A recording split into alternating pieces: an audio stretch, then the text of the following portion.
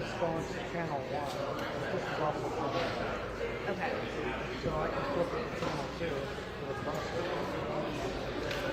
If you want. Sure, and then that would pick up his responses at my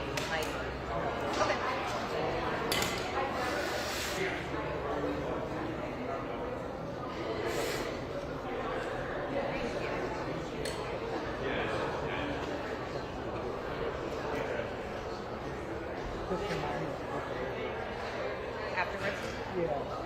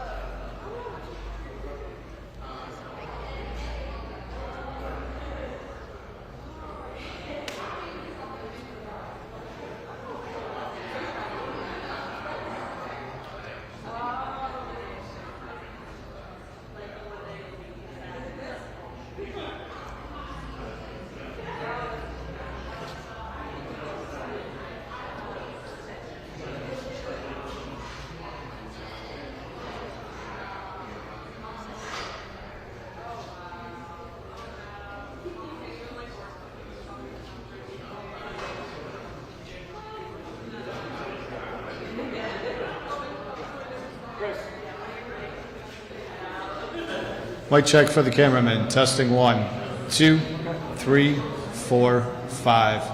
5, 4, 3, 2, 1. Mic check. Testing 1, 2, 3, 4, 5. 5, 4, 3, 2, 1. Turn.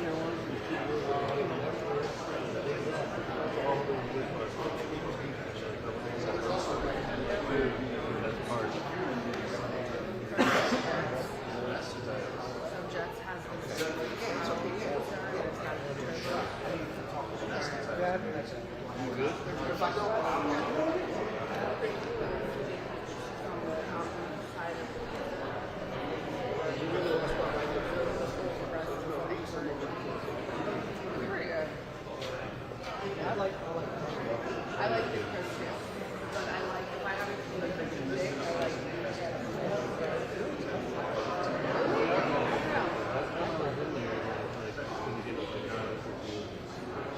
Yeah, so the quality.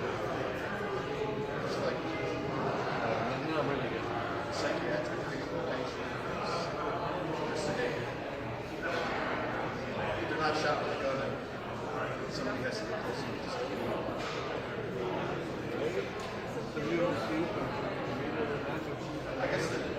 I guess what's deliver. Yeah, that's right.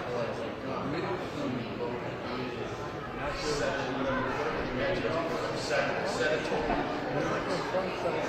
Yeah, but we don't have that. Remember that?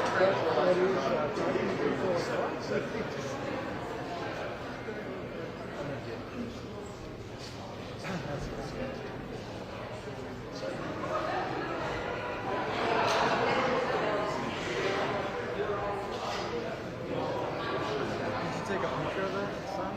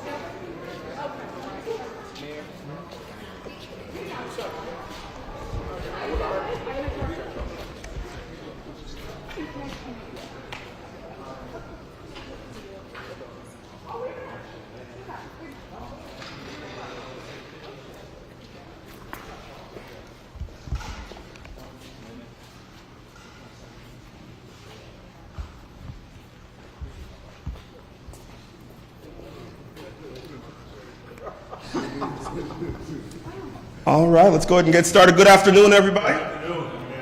My name is Ugo Carey. I'm the Director of External Affairs in the Mayor's Office. It is good to be with everybody here today. Thank you, members of the press. Thank you, Mayor Johnson, Alderman Irvin, and all of our other dignitaries that we have standing here with us today.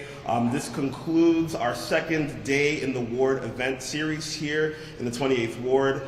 Really been excited and really happy to have been putting together these events. We're going to have a press conference here to talk about some of the investments that we've seen here in the 28th Ward, and also there will be a very special gift being given to one of our dignitaries here today.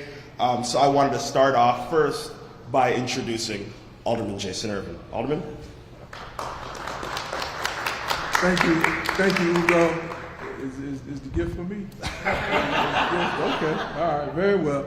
But again, we are here today in the 28th Ward with Mayor Brandon Johnson and his team to talk about the level of investments. And let me just tell you this, in the last 30 days, we have done more groundbreakings, we've done more ribbon cuttings, we've opened a new hotel here in the 28th Ward, we've delivered affordable housing units in the 28th Ward, we've delivered a new grocery store in the 28th Ward, and the best is yet to come as we continue investing in the people of our community, investing in the places of our community to build what the mayor continued to talk about, a stronger, safer, not only west side of Chicago, but entirety of the city of Chicago.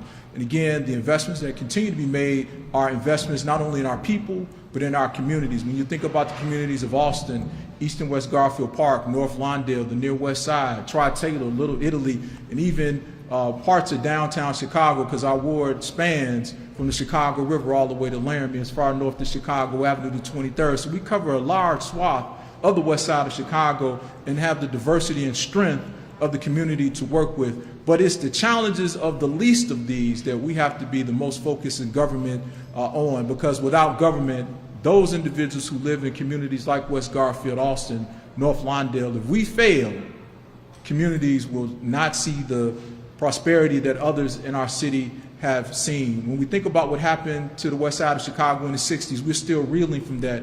But this administration and my office is committed to changing the trajectory of the west side of Chicago. And with that end, I want to bring forth the mayor of the city of Chicago, Mayor Brandon Johnson.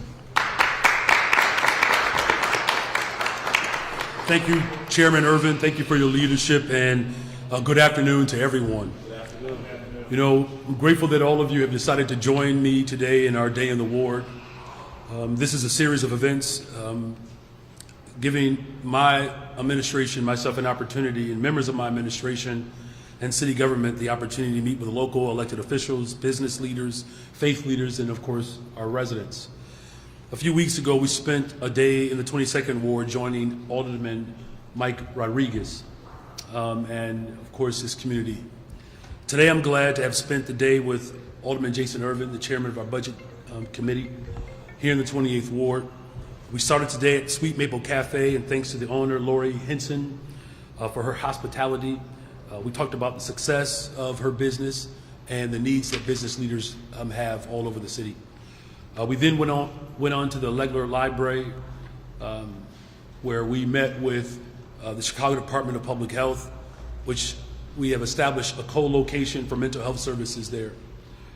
There we discussed our vision for the continued expansion of mental health services, as well as our commitment to combating the opioid crises that afflicts this community and unfortunately too many others.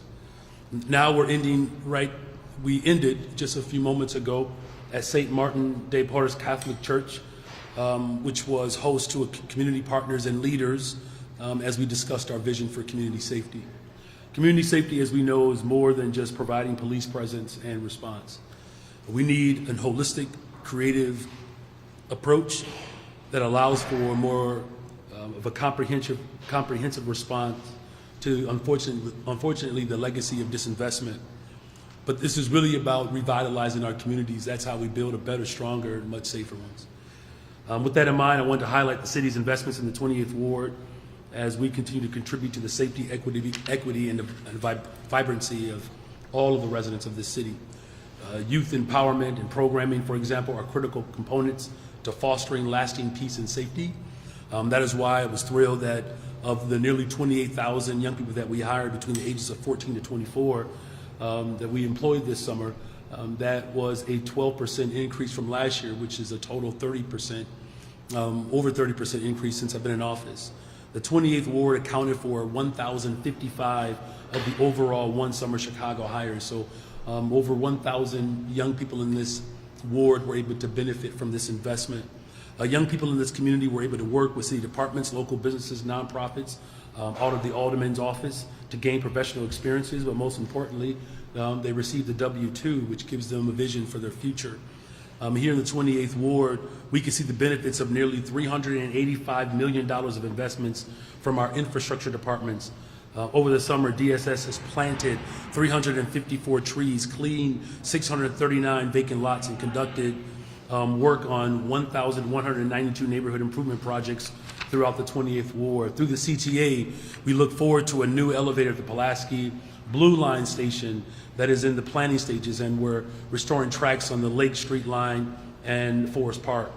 And the water department is working on the lead service line replacement and restoration program for a total of $5 million that will impact residents and primarily young people in the communities throughout the 28th Ward, and there are multiple communities in this ward.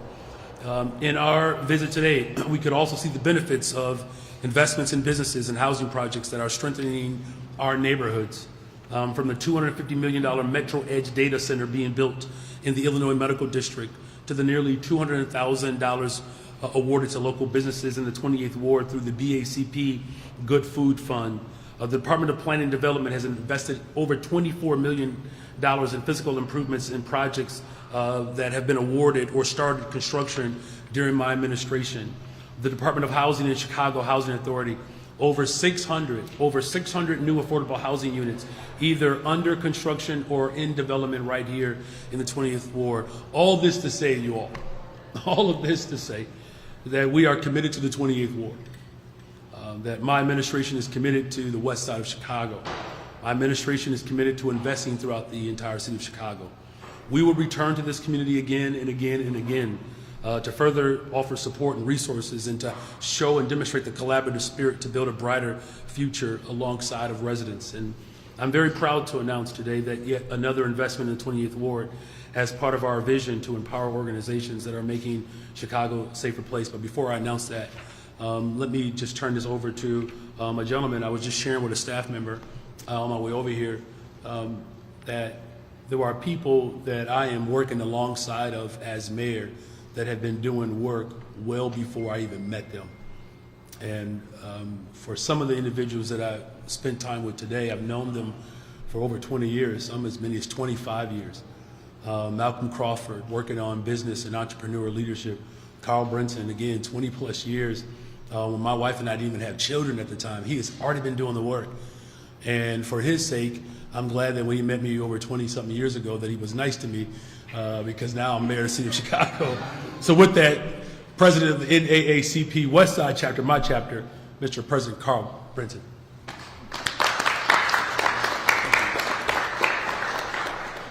Thank you, Mr. Mayor. Appreciate you, neighbor. We have been fortunate enough to be selected by the Mayor Johnson and his team, the recipient of the People's Plan and the Convenience Grant, Community Grant. What that means to us and what it does for us, it helps us continue to work in the services that we've been doing for over years. It gives us an opportunity to invest right back into people. We get a chance to give people back some hope, some faith, and also give them back some courage. It also gives us an opportunity to turn to each other, away from each other. It also gives us an opportunity to work with various other shareholders in our community. Various other shareholders in our community, not stakeholders, but shareholders. The people who live and reside within these communities, where they work, where they live, where they go to school, and where they eat and where they play. So this is what these funding, and this is what this does, give us the continuation to do that kind of work. We're investing in people, programs, opportunities. That's what it gave us the opportunity to do. And so we appreciate Mayor Johnson and his team, along with the help of Alderman Jason Irvin in the 28th Ward, to giving us that opportunity, believing in us, and sharing the vision that we had and the work that we've been doing to do what we want to do, and we know what's needed to be done to make it a better west side of Chicago and also a better city. So once again, we appreciate Mayor Johnson, Alderman Irvin, for investing in people and investing in us and believing in us to be able to carry out, to be a convener for this particular program, this particular project. So with that being said, thank you, thank you, thank you. So don't go anywhere, Mr. Carl. So I think we met in 2000, something like that. And so I'm very, very much honored to present the Community Convener Grant to administer the People's Plan for Community Safety on the West Side to the NAACP. The grant presenting $250,000 for that work. You're making an impact on the lives of so many people. This is not about doing something new. This is about doing more of what we know works. So congratulations, and we're looking forward to the work that we will do together to build a much better, stronger, safer Chicago. Well, hold on, let's do it front. This is a big check. You didn't do it up front. All right. Gotta give it up for Carl in the ACP.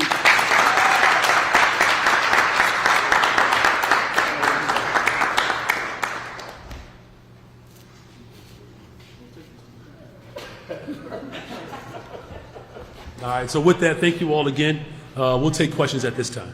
We're going to do one question, one follow-up, starting with on topic.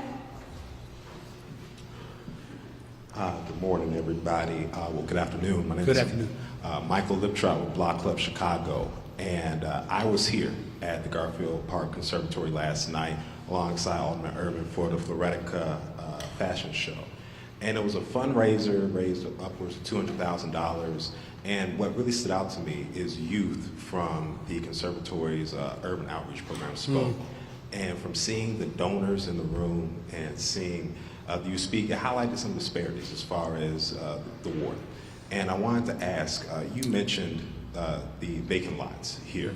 And recently, the Department of Planning and Development introduced the Missing Middle Infill Housing Program. And if you would see that expanding to the 28th Ward and anything as far as specifics of what that would look like here. Yeah, it's an important question. Yes, thank you. So that program was designed for wards like the 28th Ward, so it's here. John Robertson, who is our Chief Operations Officer, under his portfolio, infrastructure, as well as economic development, but also when we think about youth employment, as well as creating opportunities to grow our economy through green technology and long-term sustainability, that is all connected. So having these middle spaces, if you will, filled with opportunity, which whether it's to housing or commercial development, but also even green space, that is ultimately what translates into a better, stronger, safer community. So it's here, and we see this as a model to grow our economy, but to also to do what my administration said that I would do from the very beginning, which is to invest in people, and that's exactly what we're doing.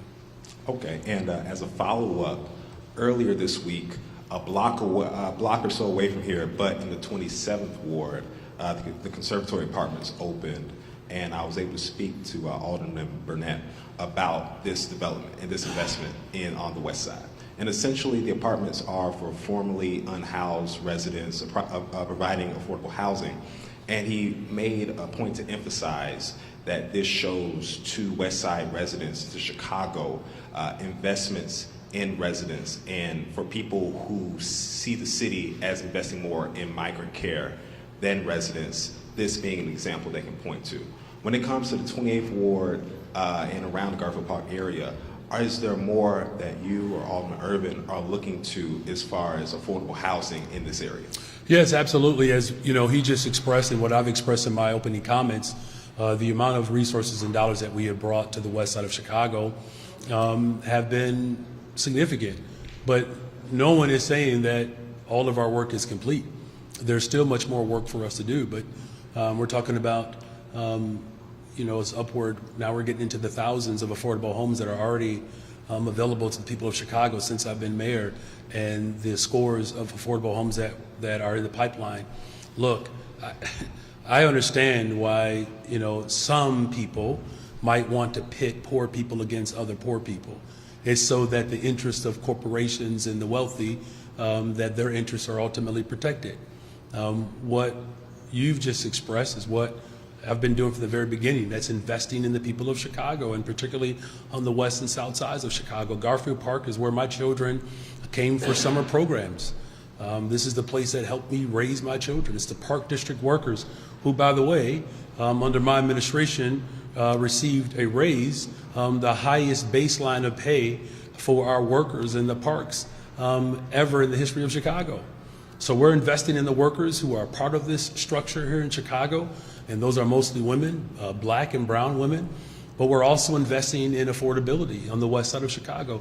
Development is coming, $20 billion of new development in the city since I've been mayor. Now we have to make sure, Alderman Irvin and I and everyone on this platform here, to make sure that the people who get to build with those investments look like the people in the neighborhoods where these investments are being made. And that's my commitment, to continue to invest in people, and I will continue to do that. Thank you. I'm going to take off topic, starting with Craig. Mayor, happy No Tie Friday. I didn't get the memo.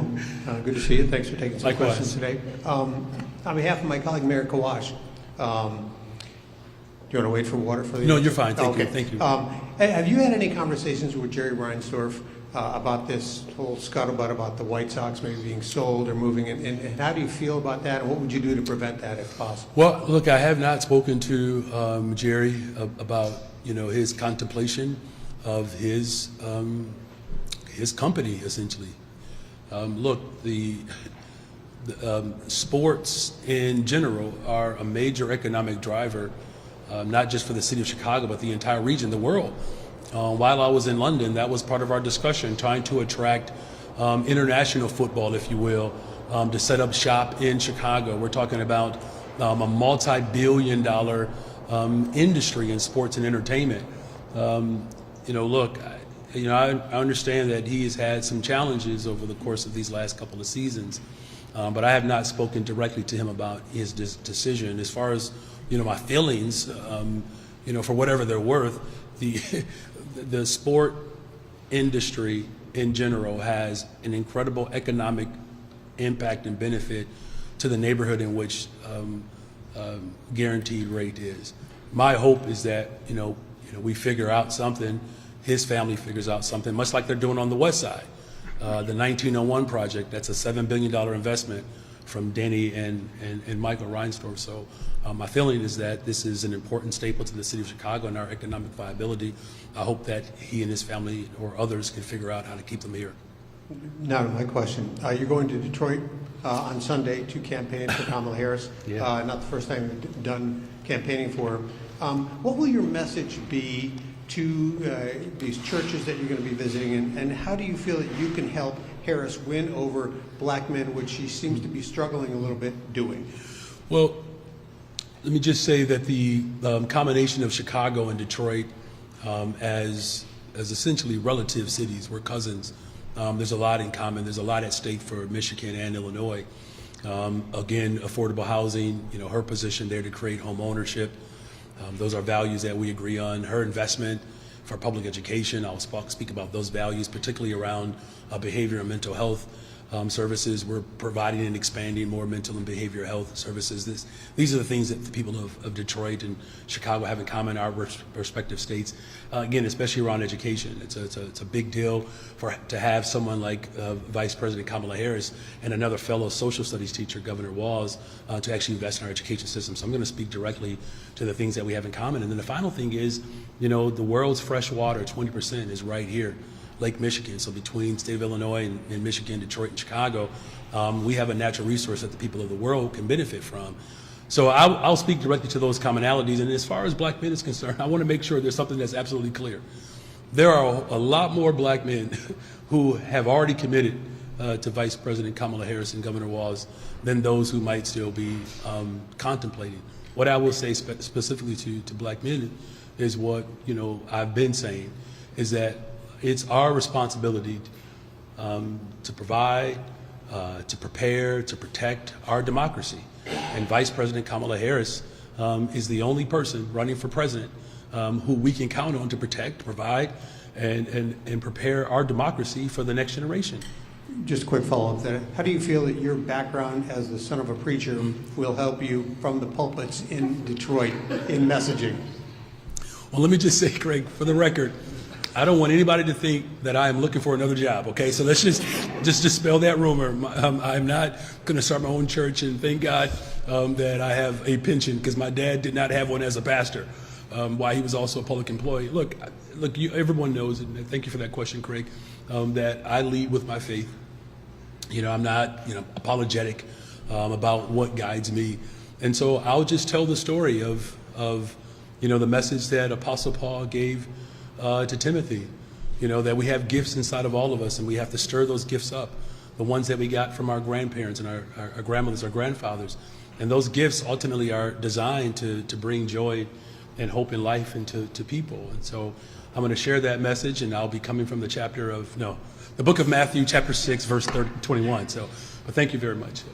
Hi, Mayor. Hi. This weekend marks the 10th anniversary of Laquan McDonald's killing by Officer Jason Van Dyke. The consent decree that was born out of the outrage over Laquan's killing is now 5.5 years old, and the city has only complied fully with 7% of its requirements. Is that acceptable to you? And do you think the people of Chicago are feeling the impact of the reforms that were ordered after Laquan's death? Well, first, let me just say again, it's still very much a tragedy that a black life was lost at the hands of police, and unfortunately, that has been a tragedy in this city for a very long time. I mean, it goes all the way back to the time in which Chairman Fred Hampton Sr. was fighting for health clinics and free lunch, right? Bringing a rainbow coalition together. That was a part of his platform that doesn't oftentimes get discussed. And so unfortunately, we've had a trail of destruction over the course of decades where there's been an erosion of the relationship between communities and policing. What I can say is that has gotten considerably better from where we started, and even from the point of Laquan McDonald's death. In fact, I was just talking to a colleague about this. This was State Senator Lakeisha Collins. Her and I were actually on Michigan Avenue as we were protesting. I was there as an organizer, she was there as an organizer, and I actually introduced her to be one of our main speakers at that rally. And so we have people who are in power now, who are part of protests that are now in power. So to your question, I mean, do we have a little ways to go? Of course, right? Am I satisfied? No, right? Do I see us moving in the right direction? Absolutely. Constitutional policing has been embraced by my police department since taking office. The civilianization of positions, better training, better supervision.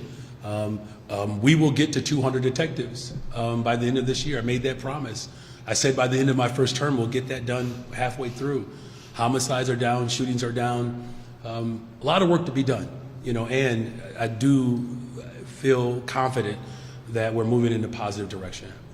Do you disagree with the monitoring team charged with enforcing the consent decree that the people of Chicago are not feeling the changes ordered by the consent decree on the streets and in their everyday lives? Look, there's a general sentiment of disconnect, and that is not just around policing. That's around transportation, education. Look, this city, and I've said this before, I know people sometimes get a little bit uneasy when I say it in a very emphatic way, but this city has been running aground.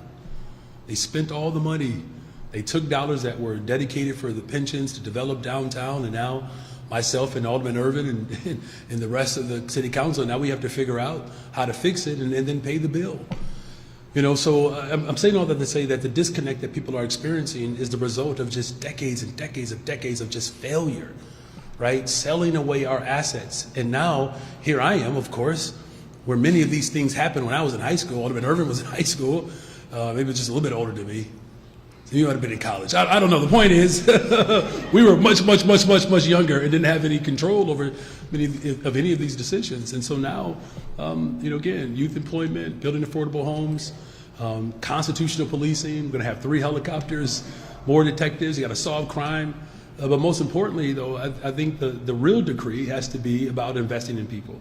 Policing alone has been the failed strategy, and that's why we've been subject to what I believe is so much unfortunate historical abuse, because we did not have systems in place to address these crises. The last thing that I'll say is, we moved from a pilot program for public safety to a full-time program where we have an alternate response to 911. 40% of the 911 calls are mental health crises.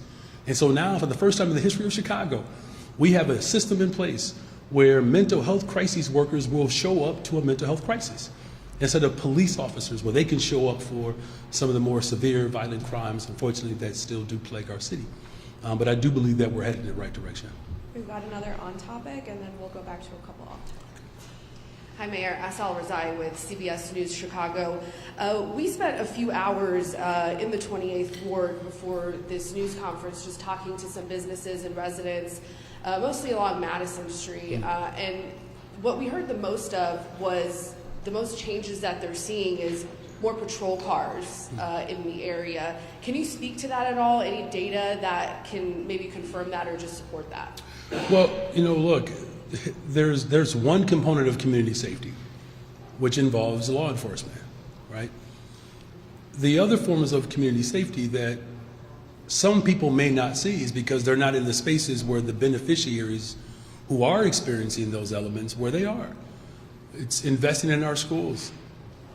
It's investing in public health. The challenges that we face, they're not going to go away overnight, but the best way to address this is with the full force of government and with our community-based organizations, faith leaders, shareholders, and stakeholders. It's not one answer to the problem. And that's the difference between my vision for Chicago and what has failed prior. It's the full force. Everybody plays a part in building a better, stronger, safer Chicago. Now, as far as any data and specifically around how we are patrolling particular beats, we can talk to the local commander so we can get you a response. Good afternoon, Mayor. Good afternoon. The investor group that Jerry Reinsdorf is open to selling to has been interested in an MLB team in Nashville. Do you see that as a play to push politicians here to support public financing for his stadium plans at the 78? Well, first of all, I don't know how anyone tries to play. That's not what I do. I don't play politics. I do politics. And I have not had a conversation with Jerry about his intentions with the team or any other groups that are interested in purchasing his team. All I can say is we have the most diverse economy, one of the most diverse economies in the entire world. We have top universities, workforce, again, over $20 billion of new investments. There are people all over the world that are investing in Chicago. There's a reason why the Chicago Bears are working in earnest with the state, the city, to figure something out. Because what we have right now in the city of Chicago is we have these incredible assets that are not being fully taken advantage of. 43,000 jobs will be created building a new stadium, 24,000 just for the city of Chicago. I mean, that's what we're talking about here. Look, we're talking about investing in people. The opportunities that we have when we're building in Chicago will save lives. So whomever he's speaking with, again, I have not spoken with him, but there's a reason why Chicago is the greatest city in the world. It's because of the people, the place, the assets that we do have. And I know that people appreciate that. I do know that they appreciate that. And now it's a matter of bringing people to the table to have a real discussion about what it takes to continue to grow our economy. Thank you. Yeah, the reason I alluded to a play was because in the 1980s he did something similar with talking about moving the team to St. Petersburg, and that resulted in the current stadium. So I'm just wondering, does this news change at all your calculus on the 78 plan? Yeah, well, look, here's what I've always said, and thank you for bringing that historical context. I feel like I'm having some influence on the press corps as a social studies teacher. That's all I've been trying to get y'all to do, because ISFA was created, was one of the last acts that was done by Mayor Harold Washington, of which the stadium in which the White Sox play in now was 100% financed by the public. I mean, it was a great deal, right? And there were some economic benefits there, right, for the South Side, community. I've seen the renderings, the 78. I don't think there's a disagreement between, me and ownership about the value added to these particular spaces. Here's what I've always said: you got to put some skin in the game. That's it. Like, come to the table, ready to throw down. And, I appreciate what the McCaskies have offered up. I know that Jerry loves baseball. I know that he loves his responsibility as an owner. We love the city. We love the people of Chicago. We got to put some skin in the game. And I believe we can have a real substantive conversation around what type of resources any of our sporting teams are going to bring to the conversation. I'm willing to listen. That's what Kevin and I have. It's what the McCaskies and I have. It's what the Alderman and I have. It's what these community groups and I have. I listen to people. And when they bring good ideas that are better than mine, I'll just add them on to mine. Mayor, staying on the Sox, you mentioned the 1901 project. Do you think that the Sox should focus on building up those parking lots around guaranteed rate? You know, they have a home right now. Well, I mean, thank you, Judge. That's a fair question. You know, I don't get in the habit of telling people what they should focus in on, because here's what we're demonstrating in Chicago. We can do it all. You know, if we look at the project that, you know, that's in discussion now with the Bears, it's not just about a stadium. It's about jobs. It's about green space. It's about better infrastructure, right? It's about creating more opportunities for people. You know, so there's enough room in the city to do all of it. It's really about how much are you willing to bring to the table so that we can have a discussion about what else we need to do to complete an assignment. I've worked agreements with United and American. You know, we are, you know, working through contractual agreements with labor. We're creating more economic opportunities for more development. So if people take this moment seriously, they have a serious mayor who's going to take their interests seriously. I'm here for it. Alderman Irvin is here for it. These leaders in my administration are here for it. John Robertson worked on the whole assignment to make sure we can do business faster. You know, Tom Carney, you know, had to wait till I become mayor for someone to finally make him a commissioner. Right? And he's doing a great job, by the way. You know, so you see that development, and we have, you know, other stakeholders that are down, you know, for true investment. So I just hope that people take this moment seriously and take full advantage of an opportunity where we can actually invest in people.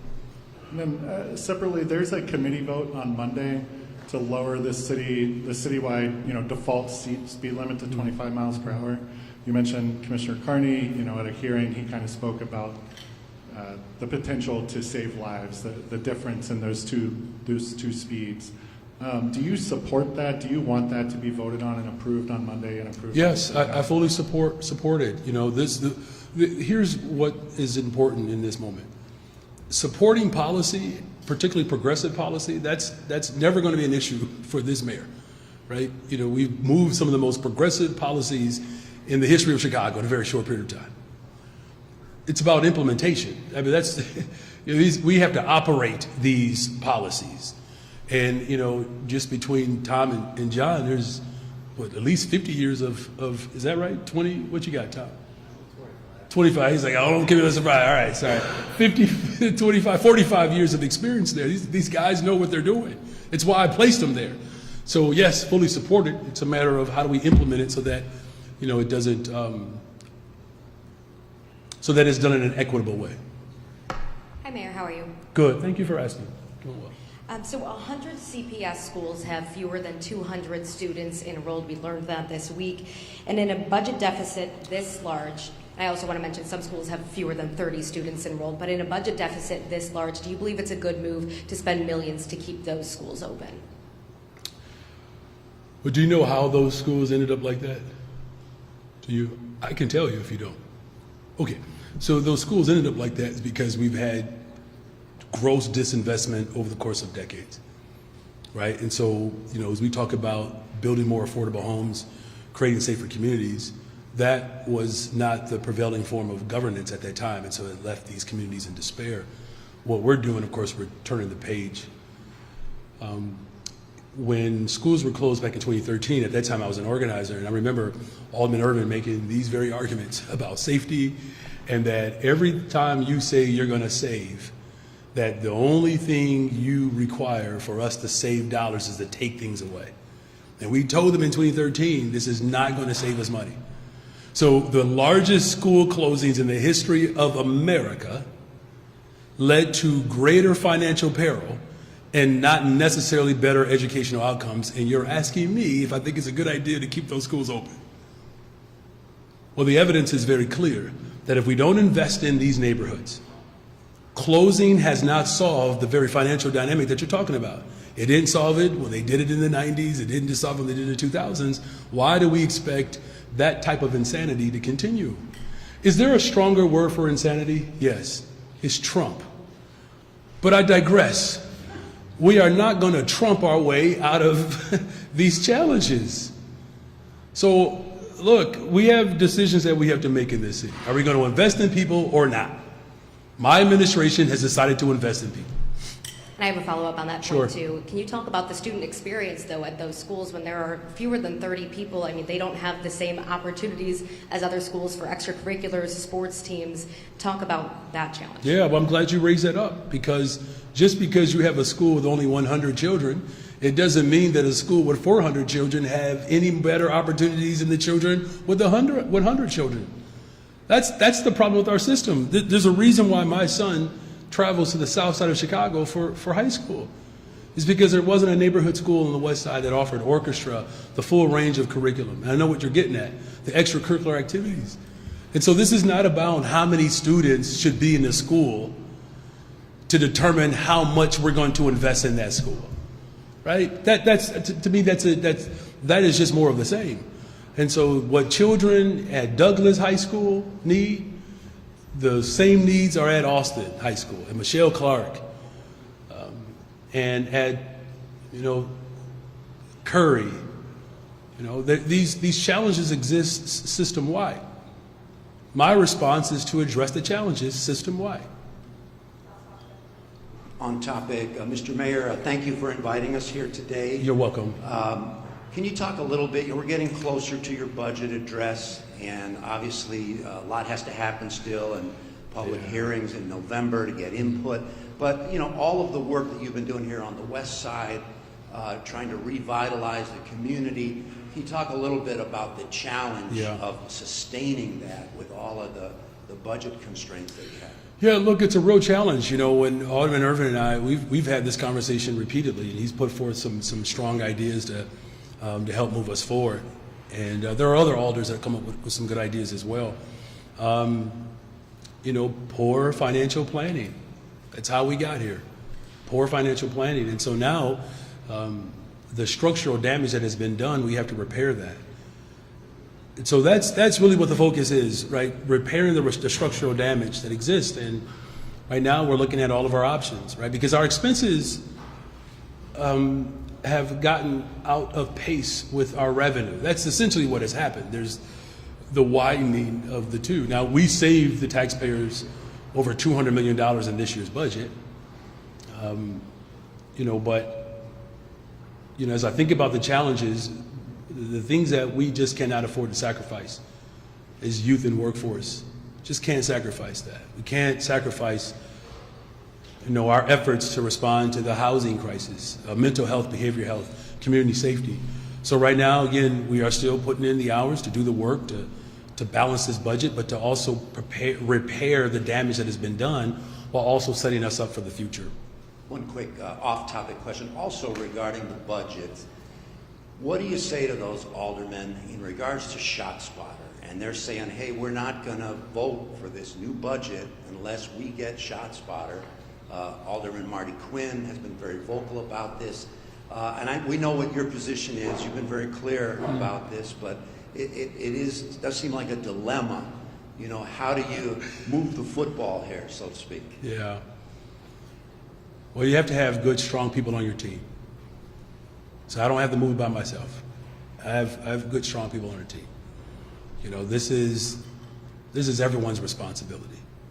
It's everyone's. Look, I get constitutionally what I'm obligated to do, and I'll do that. I'll present a balanced budget. But people have to make a very clear decision. What type of future do we want to create for Chicago? A Chicago that invests in people, or a Chicago that narrowly focuses on a few people's dreams, even if that means the rest of us are living nightmares? We're again, I don't want to spoil this, the alert for my Monday's press conference, But we've been working hard to build a single shelter system for homelessness in this city. And it's never been done before. People have said, Mayor Johnson, are your ideas too big or great? For some people, they might be. But for the people who are looking for stability, they're grateful that we are breathing life and hope back into our neighborhoods.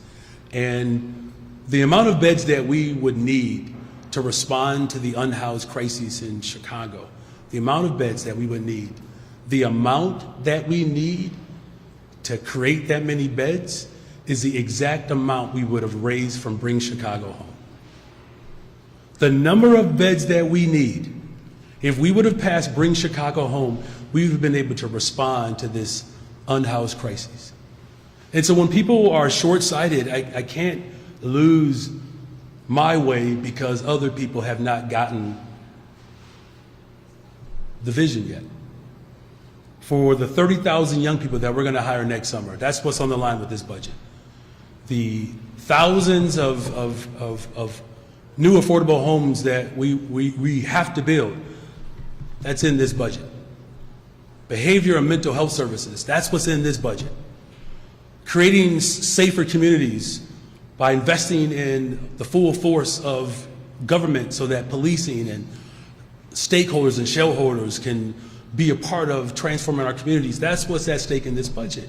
And the people who have a very petite ideology, they're going to have to learn how to get big. Get as big as the shoulders and as broad as the shoulders of the greatest freaking city in the world, the city of Chicago. Thank you all very much.